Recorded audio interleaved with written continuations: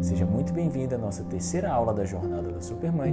Nessa aula, eu vou te entregar o mapa estrutural da minha metodologia, juntamente com um plano de ação, para que você coloque em prática tudo o que você aprendeu até agora nessa jornada. Se trata do mesmo plano de ação que já ajudou milhares de mães a fazerem seus bebês dormirem de 10 a 12 horas seguidas à noite, sem despertares na madrugada, o que possibilitou essas mães poderem desfrutar com disposição e vitalidade cada dia e cada momento único com seus bebês, vivenciando intensamente essa que é uma das fases mais gostosas da maternidade.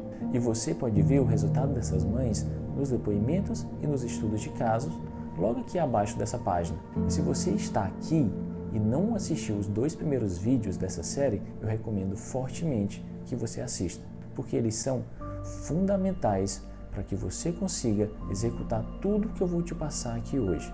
No primeiro vídeo, eu mostro as 3 formas de se encarar o sono de um bebê e quais as principais causas do seu bebê não estar dormindo a noite toda.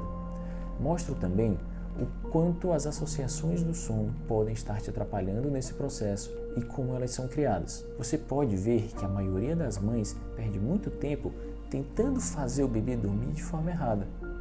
E isso acaba estressando ainda mais os dois, tanto você quanto o seu filho.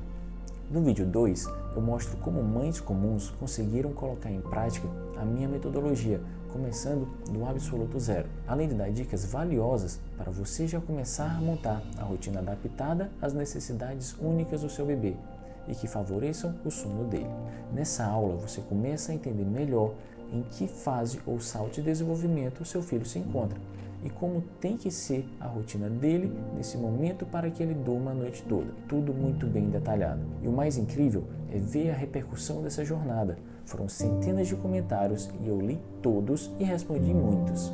Cada comentário, cada compartilhamento me dá muita energia para continuar esse trabalho de divulgar esse método que tem ajudado no sono de milhares de mães e seus bebês. E esse vídeo é sobre os seus próximos passos para o progresso do sono do seu bebê. Mas isso só irá acontecer através de uma palavra, e uma palavra bem simples: ação. E eu sei que você só vai agir se você tiver uma rota clara de onde você está agora e onde você quer chegar. E nesse vídeo eu vou avançar com você no seu planejamento da rota de ação para a rotina do sono do seu bebê. E eu vou fazer isso através do desafio dos 7 dias, que você pode fazer o download aqui abaixo. Nesse desafio, eu vou te mostrar estratégias e táticas para você identificar tudo o que precisa ser feito e que precisa ser mudado na rotina do seu bebê. Eu também vou te mostrar os obstáculos que vão querer te parar nessa jornada. Agora, peço que você baixe essa rota do desafio para usar como referência nessa aula. Eu tenho 2 avisos muito importantes. Primeiro, não se assuste com a riqueza de detalhes dessa rota. O segredo do seu sucesso nessa jornada são pequenos passos na direção certa. É saber comemorar a cada pequena vitória, a cada conquista com seu bebê. Você não precisa saber cada detalhe dessa rota para chegar às 10 a 12 horas de sono. Você precisa saber os detalhes certos que se aplicam às particularidades do seu bebê, que são únicas. O segundo aviso é que eu não vou ter tempo de percorrer todos os detalhes dessa rota de ação. Se eu fizesse isso, a gente não iria sair daqui hoje. O tempo é curto e já eu vou ter que dar atenção total às mães da próxima turma da comunidade Queiroz de Pediatria. Então vamos lá, vamos ao que interessa. O desafio dos 7 dias, como o próprio nome diz, tem como objetivo te ensinar e até de uma certa forma te forçar a entender mais sobre os sinais que o seu próprio bebê emite. Assim como aconteceu com a Rafaela. Ela pôde perceber que o processo que envolve ser mãe envolve um aprendizado de táticas e estratégias que não acontecem de forma espontânea para a maioria das mães, mas que sim, isso pode e deve ser aprendido. Preciso deixar claro que antes da execução vem a observação e a análise. Você primeiro deve observar o seu bebê e o cenário que ele vive. Depois você deve analisar os dados que você coletou e propor algumas mudanças. Com isso, após alguns dias, você vai checar o que você observou que precisava ajustar, executar e avaliar os resultados que ocorreram, para melhor ou para pior. Mas por que 7 dias? Por 2 grandes motivos. O primeiro é que durante a semana existem variações comuns e esperadas.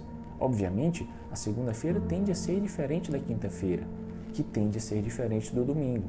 Essas variações sempre existirão e isso você já entendeu na primeira aula. Rotina não é sinônimo de rigidez e é importante que você consiga perceber essas alterações e como você e o bebê reagem a elas. E principalmente, como você age para adaptar a rotina independente do dia da semana. Você não precisa ficar presa dentro de casa todos os dias, não é assim que tem que ser. Você pode sair sim, mas boa parte do seu tempo, por enquanto, deve ser dentro da rotina. E para deixar claro, tem muita snob, ou seja, mãe de bebê que dorme de 10 a 12 horas seguidas, que tem um passeio no parque, ou no condomínio, ou na casa da avó, dentro da sua rotina. E estão todas muito bem snobs. E elas sabem que alguns dias não serão tão bons quanto os outros. Principalmente em dias de grandes mudanças, como idas ao pediatra, dias de vacina, faz parte. Observando por 7 dias, você vai conseguir um olhar de fora. Você observa e analisa como se fosse a rotina da sua vizinha, mas você deve observar procurando falhas. Seu olhar deve estar intencionado para isso. Você vai encontrar muito mais e mais facilmente. E tá tudo bem se tiver muitas falhas. Tem muitas mães que me mandam mensagens como: Dr. Adilo, eu não vou enviar ainda meu desafio porque minha rotina está tão errada que eu estou até com vergonha. Agora eu já consegui perceber muita coisa. E isso porque ela conseguiu observar de fora, observar intencionada. Então, saiba que vão haver variações, que é normal e está tudo bem. Deve haver essas variações para o bem da sua sanidade mental. Na verdade, é igual a dieta. Uma dieta nada mais é do que uma rotina alimentar. Se você quer perder peso ou quer hipertrofia, não dá para comer as mesmas coisas todos os dias, porque eu sei e todo mundo sabe que não é algo sustentável. Tem que haver algumas pequenas variações, desde que não comprometa muito o fundamento e, eventualmente, uma variação maior, uma refeição do lixo, um dia do lixo, que vocês conhecem. Claro que quanto mais focado, melhor para o desempenho, mas essas furadas na rotina e na dieta ajudam a convencer o seu cérebro a permanecer.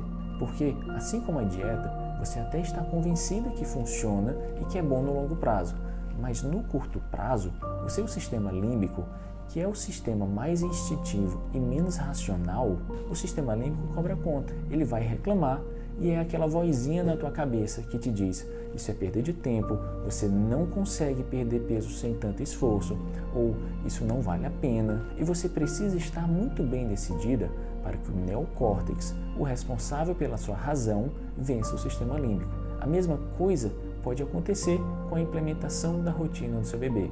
Essa vozinha vai aparecer, principalmente se você decidir fazer todas as mudanças de uma única vez. Mas eu já volto a falar disso com você daqui a pouco.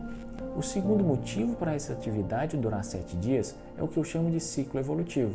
Um bebê costuma levar de 5 a 7 dias para aprender uma habilidade nova ou um estímulo novo, e isso passar a ser rotina dele, desde que bem implementado. Ou seja, demora pelo menos 5 a 7 dias para ajustar a rotina. Ah, então eu vou conseguir ajustar a rotina do meu bebê em 7 dias? Ele vai conseguir dormir a noite inteira em 7 dias? Depende do quanto precisa ser ajustado. Como eu já falei, toda mudança costuma deixar o bebê alerta e ou assustado. E se você mudar demais ou rápido demais, você pode acabar tendo o bebê muito assustado. E se ele ficar muito assustado, ele vai chorar e costuma chorar muito. E no final das contas, você vai acabar desistindo dos ajustes que começou. Não dá para ver o bebê chorar e não fazer nada. Não dá para ver o bebê chorar e não querer acalentá-lo. Não faz sentido deixar o bebê chorar. Então, se tiver pouca coisa faltando para o ajuste, sim, você vai conseguir em 7 dias. Já tive algumas alunas que conseguiram em 15, mas não lembro de já ter visto em 7. Ainda não, pelo menos. Além disso, tem a forma como você ajusta, é claro. Tem que saber o que fazer e como fazer. Por isso eu te sugiro e até te peço calma quando for ajustar. Conseguir perceber pontos que precisam ser ajustados é ótimo. Parabéns por isso, mas não vai com tanta sede ao pote, porque pode ser demais. Lembra de ajustar aos poucos e reconhecer e comemorar os pequenos avanços. Então vamos lá, papel e caneta na mão, que eu vou te contar o que você precisa observar. Em primeiro lugar, o despertar do bebê. Qual o horário que habitualmente o seu bebê acorda? E por que esse ponto é tão importante? Porque quando escurece, naturalmente, o nosso corpo produz um hormônio chamado melatonina, e esse hormônio é o responsável pela indução ao sono. Ao mesmo tempo que quando o dia amanhece, o corpo diminui a produção desse hormônio, facilitando o despertar. Sabendo disso e observando o horário que você coloca o seu bebê para dormir, é possível entender se estamos ou não em uma rotina que favorece o sono dele. Em casos em que a mãe só consegue colocar o bebê para dormir muito tarde, pelos mais diversos motivos, vale a pena adaptar a rotina para que o bebê acorde mais tarde, visando as 10 a 12 horas de sono, apesar de já te deixar um alerta que essa não é a opção mais fácil e nem a mais saudável. Aqui é importante você entender o fundamento. Então, o segundo passo é você anotar como é o ritual do despertar dele, ou seja, tem um ritual ou não tem? Acordar e iniciar a rotina não são necessariamente a mesma coisa. Para iniciar a rotina, o bebê deve entender isso. Deve ficar claro para ele que o dia começou, que a rotina começou. E isso você consegue com um bom ritual do bom dia. Mas não se preocupa com o ritual do bom dia. Ele deve ser o mais simples possível. Algo que você consiga deixar claro que já é dia e a rotina já começou. E isso pode ser até você cantar uma música de bom dia e abrir a cortina da janela para o bebê ver que já é dia, que agora tem muita luz, que não está mais escuro como antes, e também que ele consiga perceber que depois de tudo isso ele não volta ao berço. O terceiro passo é observar e anotar como é a rotina alimentar atual dele, de quanto em quanto tempo ele faz as mamadas ou demonstra fome. Aqui você vai vasculhar todas as possibilidades do seu bebê estar com fome para ter certeza que o seu sono não está sendo afetado por isso. E para isso, aqui vão algumas perguntas. Se seu bebê estiver em aleitamento materno exclusivo, você precisa avaliar alguns pontos que garantem uma boa rotina alimentar. Ele está em livre demanda? Ou seja, o seu bebê mama quando emite sinais de fome? Se sim, ótimo. Segundo, você consegue perceber quando sua mama esvaziou?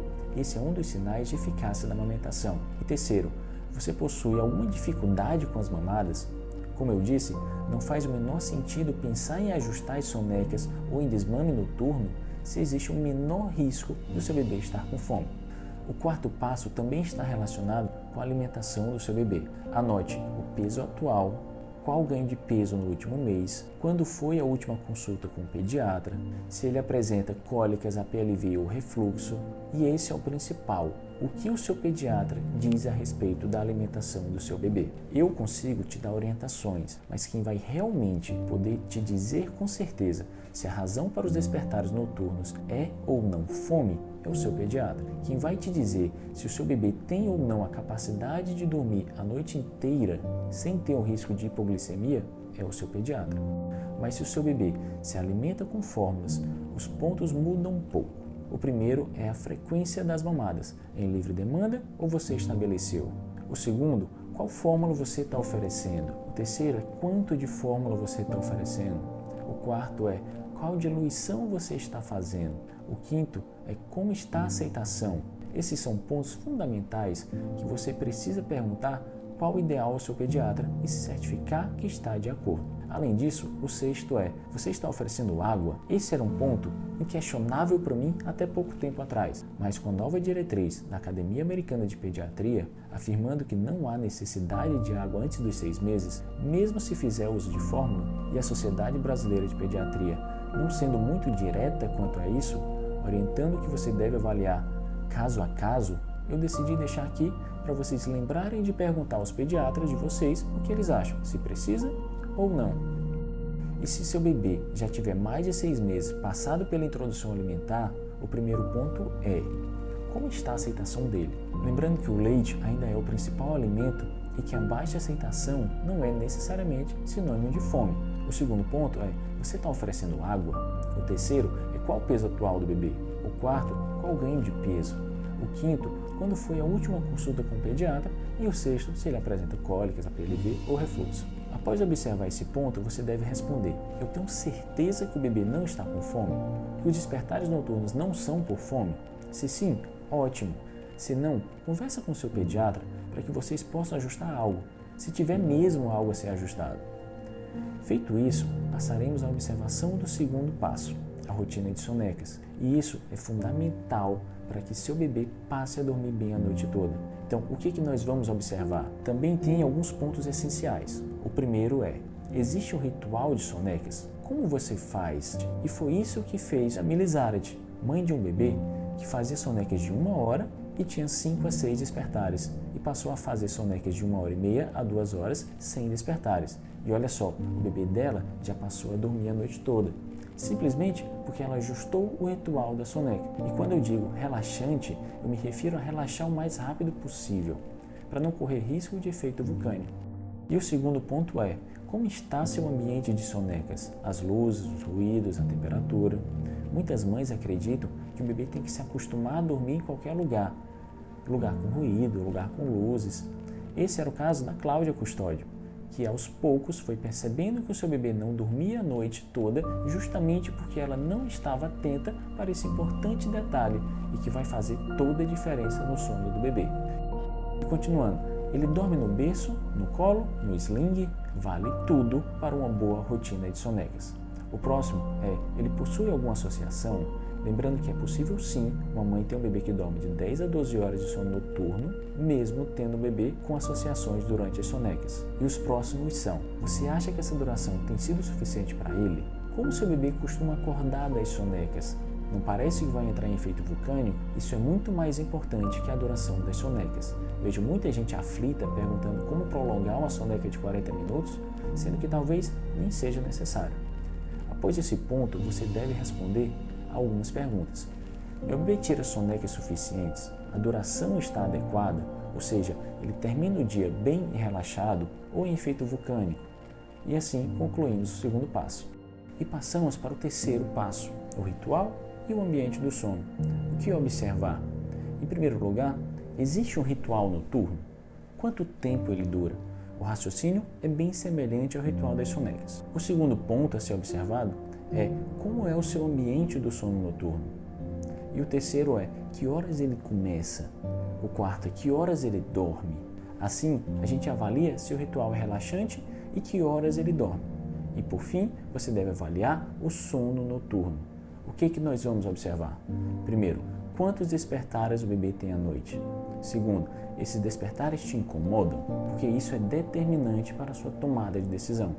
Aqui, eu sempre lembro de um caso de um aluno da comunidade, a Kese, que em uma sessão olho no olho me passou toda a sua rotina e estava impecável. Poucas vezes eu vi uma rotina tão boa antes de uma análise prévia comigo, mas o bebê dela, o Theo, de 7 meses, não dormia a noite toda. Ele acordava ainda 2 vezes para mamar, e a principal causa para isso era a cama compartilhada.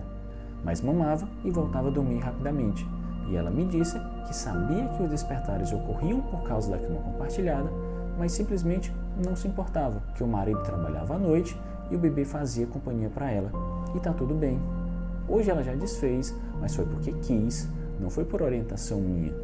Meu objetivo é fazer uma mãe falar, eu estou bem assim, independente de como for, snob ou não. O terceiro ponto a ser observado é, possui associações positivas? Ruído branco, naninha ou algum outro objeto de transição, chupar dedo, chupeta. E associações negativas, cama compartilhada, colo, mamar. Essas associações são para o adormecer no ritual noturno ou para voltar a dormir na madrugada. Esses são os pontos principais que devem ser observados. Após você observar por 7 dias, você vai parar e analisar o que falta ajustar. O que não está adequado, rotina alimentar, sonecas, ambiente, ritual noturno, tudo isso até aqui está adequado? Tem certeza disso? Se tudo estiver adequado e o seu bebê ainda estiver acordando, pense, por que ele acorda?